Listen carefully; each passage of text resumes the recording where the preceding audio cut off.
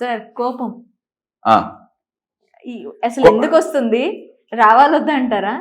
వచ్చిందాన్ని ఏం చెయ్యాలి? రాకుండా ఏం చెయ్యాలి? కోపం లోపం కాదు. ఓకే. ఇది బాగా గుర్తుపెట్టుకోవాలి. కశ్యప్ ఏం మాట్లాడుతున్నావు? తన కోపమే తన శత్రువు. ఆగండి, కోప్పడకండి, ఒక నిమిషం ఉండండి.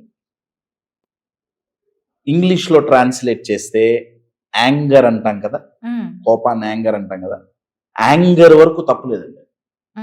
ఇబ్బంది ఎక్కడ వస్తుందంటే ఎగ్రెషన్ లో ఇబ్బంది వస్తుంది. మరి తెలుగులో ఎగ్రెషన్ ఏమంటారు నాకు తెలీదు.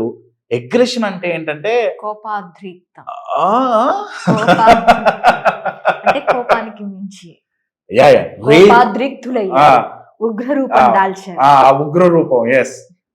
రేజ్ అంటాం, ఎగ్రెషన్ అంటాం, దాంతో ఇబ్బంది అండి. అది చాలా వైలెంట్గా ఉంటుంది.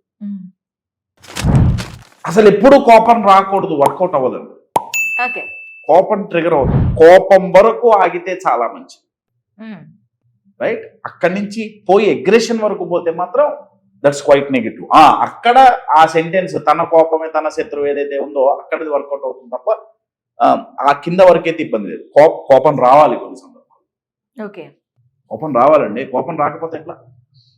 అయితే మీరు కోపం అనే ఇమోషన్ ని గమనిస్తే ప్రాబ్లం ఇమోషన్ లో లేదండి. ఎక్కడ ఇబ్బంది ఉంది? ఎక్స్ప్రెషన్ లో ఇబ్బంది ఉంది. ఓకే.